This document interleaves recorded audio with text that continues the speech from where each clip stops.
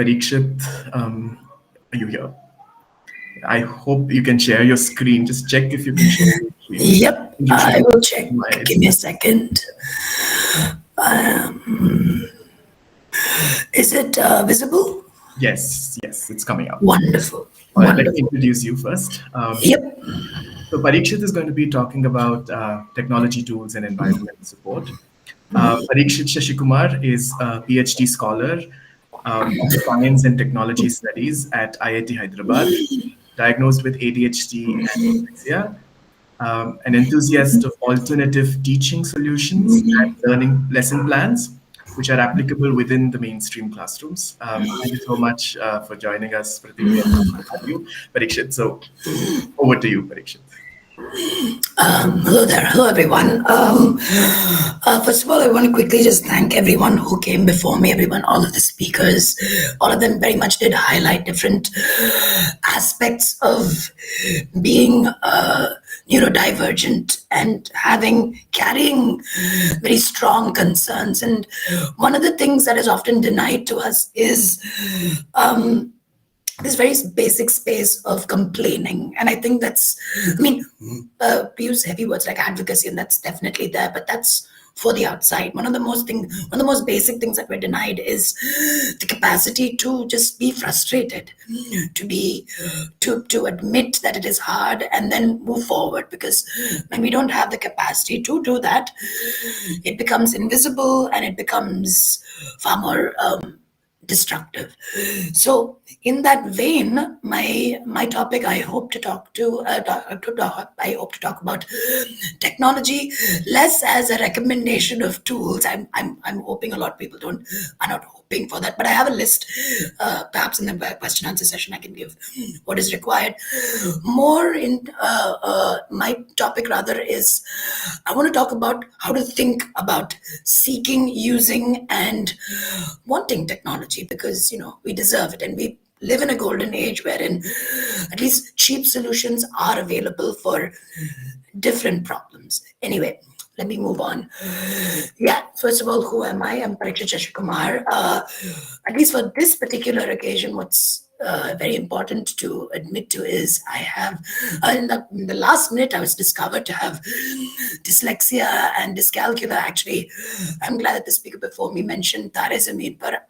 It came out when I was about to write the 10th exam. So I did my entire schooling without knowing that there was fundamentally something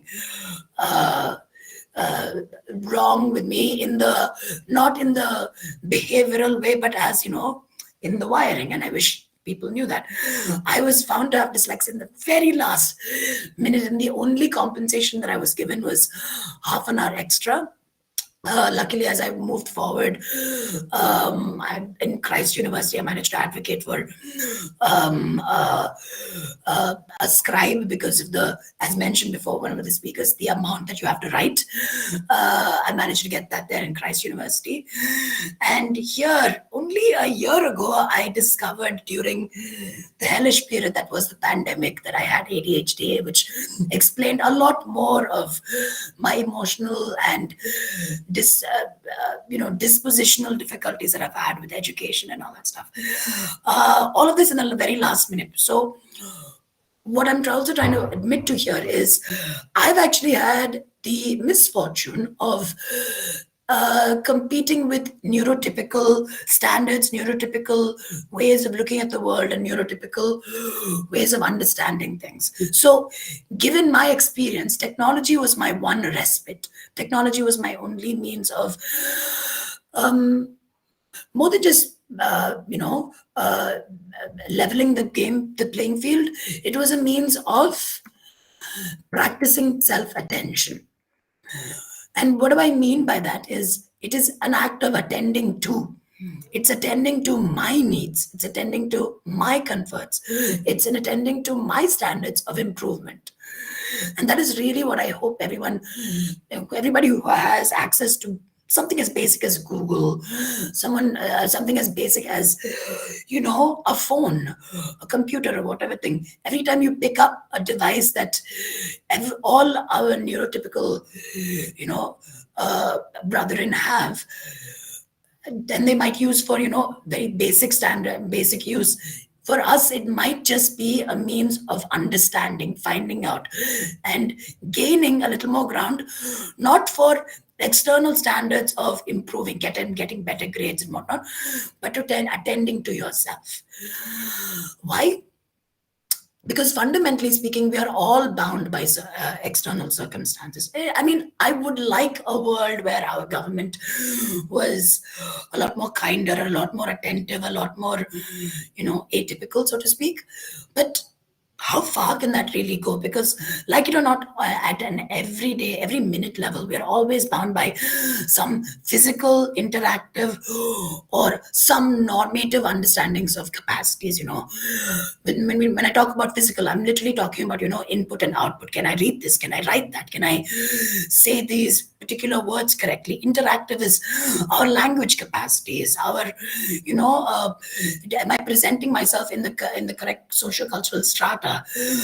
Normative capacities, the minute, I mean, here we're talking about things in a little bit of a neurotypical existence and neurodivergent existence as a catch-all category. But the minute you add on any type of socio-technical differences, if I'm born a girl, if I'm born in any other, if I'm born without access to any other amount of social capital, immediately everything else, all the rules change for me.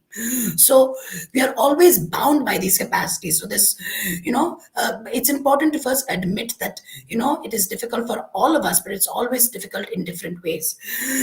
And there's no escaping from these, defining capacities. But with technology, it allows us to effect and negotiate change in whatever ways we can fit. I mean, in whatever ways we deserve to negotiate with it. That might mean gaining things like knowledge. The minute, you talk about feminism to, a young girl who's always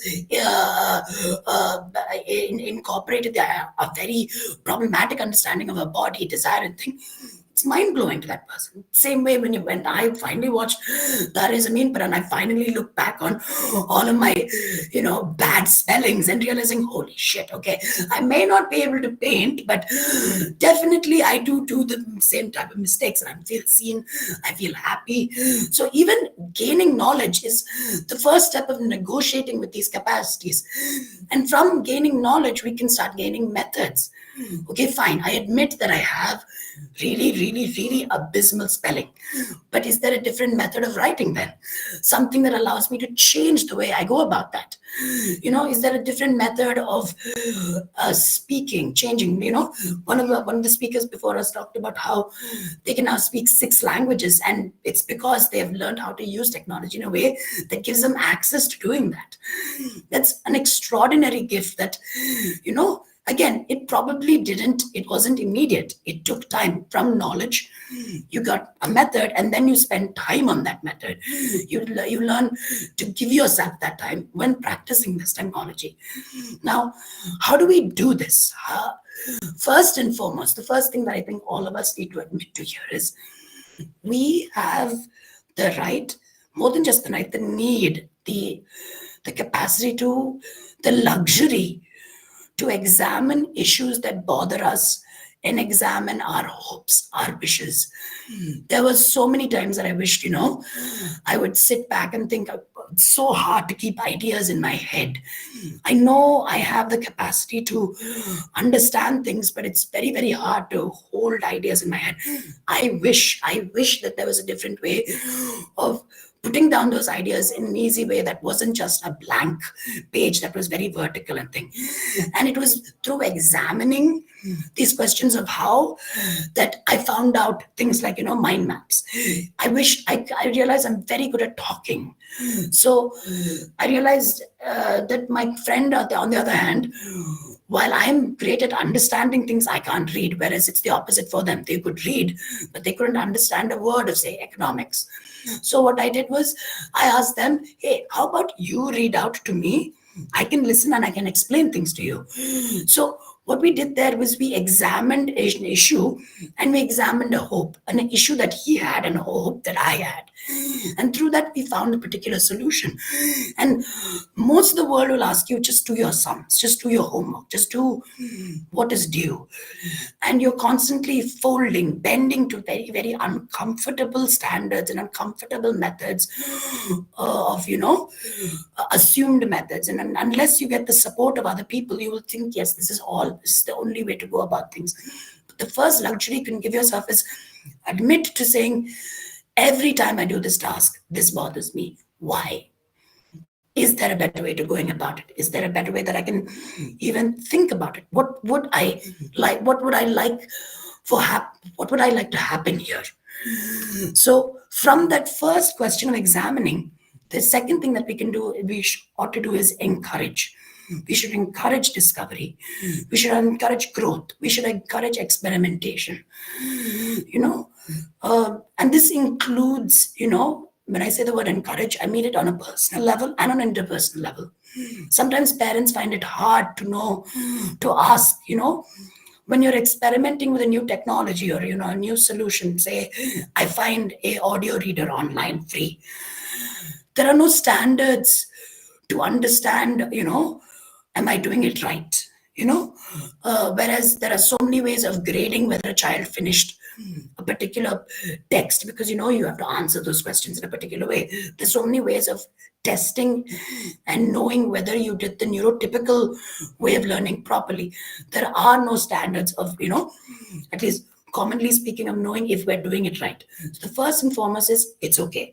Encourage yourself to play around with it, to grow, to discover, to experiment, to see if you are comfortable or not. That's the first step that, say, parents can definitely step in and do. And if not parents, friends, if not friends, acquaintances. The point is, you very much do want to adapt. You do want to look at your peers and say, hey, I would like to do that too, but I think I want to do it in a different way. And the minute someone doesn't encourage you, no, you're supposed to have to read it in this particular way, know that person is saying something very stupid, because you have just admitted that you do want to do the task, you do want to do the reading, you do want to get good grades. But just because that person said you are not doing it properly, they're denying you that ability of really fulfilling your capacities. So from encouragement, we can move to exploration.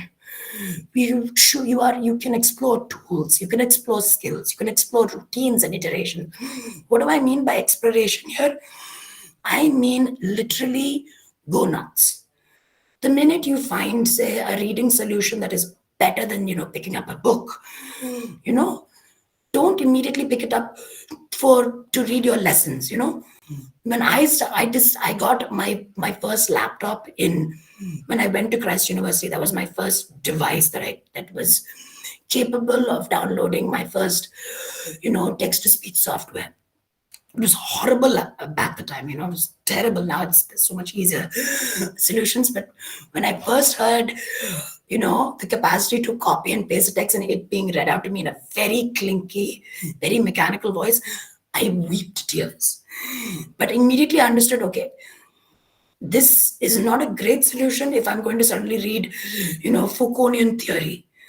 Screw that. Let me read Percy Jackson first. Let me learn to read like any other child would read a book. Let me learn to use this tool and explore. Let me see if I can better it. Let me see if I can play with speeds. Let me make this my own thing. So the beauty of exploration is you literally just gain experience. That's all you first need. And then again, these are things that are not owed to us. You can see how many times kids, there's such a thing like, booktube and book talk exists nowadays, where a bunch of people sit and read so many books and different genres and whatnot. Imagine a dyslexic who didn't experiment this way. Look at them and say, I would have loved to read a book, and unfortunately I can't.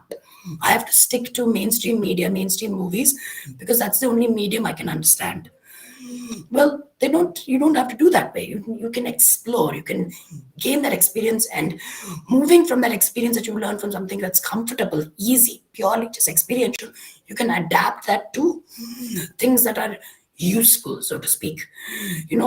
I read so many storybooks so that the act of reading is so easy for me that when I suddenly have to shift over to something like, say, argumentative theory, it is the first thing, the only thing I'm paying attention to is the content, not the method, not the intent, not anything else. And again, this is how you encourage people to do things like this, and it's okay. And this is perhaps the most, if I could add, if there's one thing that I would want all of you to genuinely take from this, is these actions ultimately they prove that you are entitled to frivolity meaning frivolous actions. You're entitled to enjoy what other people take for granted. When other people say, oh my god, I hate this homework and thing, they're talking from a place of boredom. They're talking from a place of boredom. Imagine the luxury of getting boredom. For us, I remember every time any kind of math homework was given to me, I wish I was bored from it. But no, I was panicked. I was baffled. I was extremely stressed. Imagine having the ability to complain about something like, oh, I now have the tools, I now have the technology to make sense of things, and now I am merely just bored by this problem. Because that's what you deserve. That's what all the other kids have. So you are entitled to that frivolity. Secondly, you're entitled to mistakes. And by mistakes, I don't mean the mistakes that we make, that our teachers, our professors, our bosses will point out to us. No. I mean mistakes that frustrate you. Mistakes like, I wish this app read faster because I'm so bored and I lost my train of thought. I should do it in this particular way. Oh, this mind map is not that comfortable for me and I wasn't able to save the file in this particular way. Let me save it in this way. These are personal mistakes that, move us from one iteration of solution to another that makes us more comfortable. And again, other people make mistakes and they learn from it. When we make mistakes, we suffer from it. But you are entitled to your own mistakes, to your own acts of frustration. Imagine the luxury of being frustrated by a medium that you could access, but because you're not just getting. Imagine if the problem of a book wasn't the medium, the words, the jumbling words, the thing, but actually, hey, I don't understand what this author is saying. Can you okay, let me just Google this and figure out what he's saying. You are entitled to your own acts of frustration. And what I ultimately mean here is, people might say, don't complain. Why are you complaining? Why are you, isn't it hard for you? Why then give up if it's so hard to read? I'm doing my PhD in IIT here, and it's every time I go home and I like to complain, the first thing that my parents says, why don't you give up then? And I'm like, no, dad, mom, it's not that. Just let me, like everyone else has a bad day and they just get a little frustrated and they can talk to their friends and say, it's so hard. But that doesn't mean that I won't immediately give up. So you're entitled to that everyday acts of frustration. And just like that, you're entitled to those everyday acts of celebration. The minute you finish an assignment using a method that was finally comfortable to you, other people might say things like, one of the things that I get very, very upset about is I now read a lot of books using, audio reading methods. And one of my very close friends say, oh, Parikshith, you don't read, you listen, don't you? And that subtle act of correction that, he thought was important to point out to me. But I was like, no, I feel like I read it because I'm taking notes as well. I'm doing a bunch of other things. The way it gets into my brain is a different format. I listen to music, but I still feel like I read a book. And when I read a book in my particular way, I am ecstatic.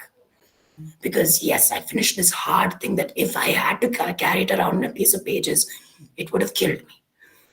You are entitled to that act of celebration, and you are entitled to determination.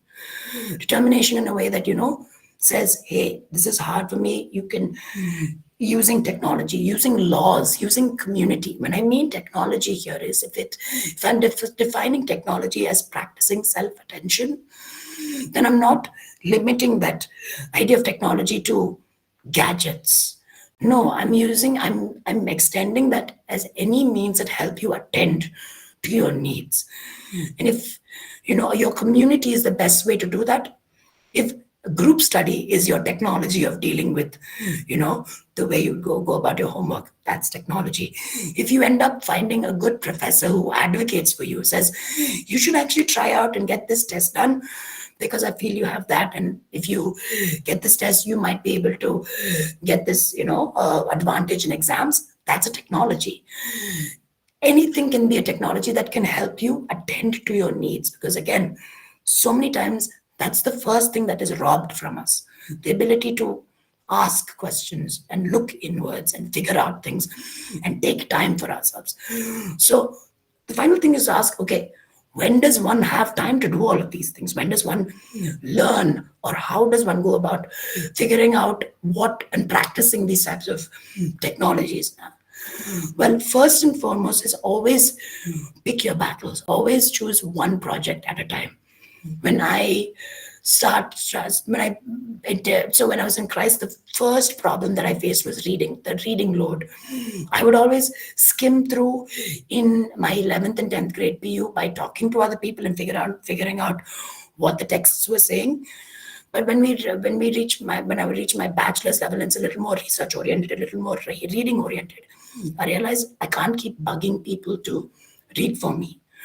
So what I took up there was the one project that I set months to do was figuring out one particular tool of how to read better, how to listen better, and I took time for it. And as I kept doing that, I got better at it, finding different ways of going about it. Now I'm doing a PhD wherein I have to do a bunch of other productive work, more. I have to write diagrams, this and that, and I have to like separate a lot of ideas that are hard to come by, hard to summarize. So now my new project that I took up, that is, how do I use Google Drive better?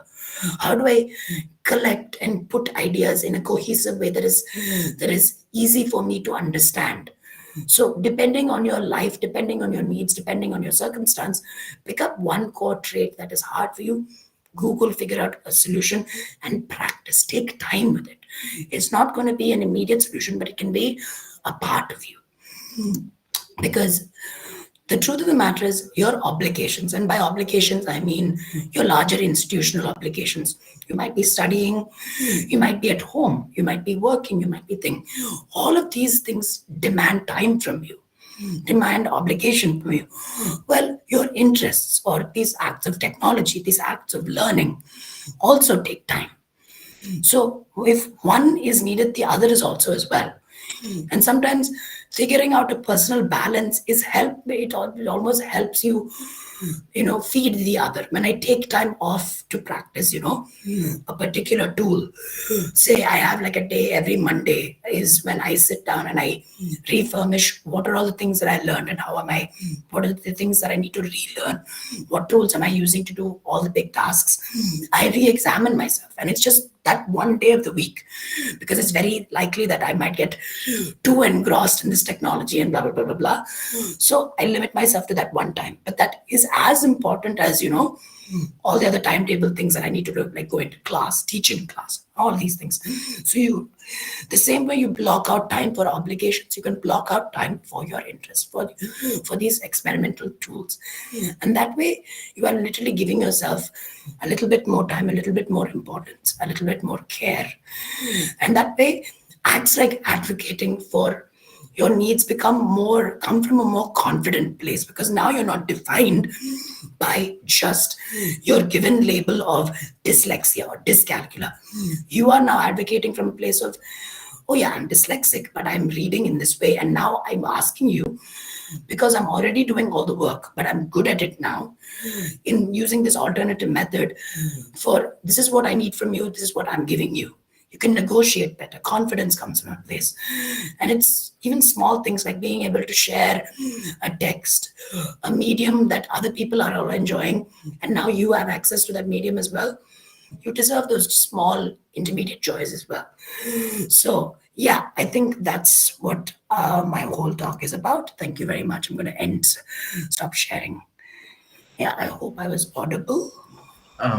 Thanks so much, Parikshit. Yeah, that was really great. I see a very different perspective of technology. Thanks so much. This you highlighted how technology, is more of practicing personal attention and as a means of help, really, not just restricted to gadgets. And that I think that's a very important way to reimagine it. So you spoke about how one could read differently using alternative methods, different method of speaking and using mind maps, audio reading methods, and also bringing about the concept of interdependence in care as well. Weaving that here as well. That was great. So thanks so much. And also the point that you stressed on how we can create that space within us, for our everyday acts of celebration and frustration. I think that's more important. That's also being kind to ourselves as well. So thanks so much for taking your time off and then sharing all of your thoughts.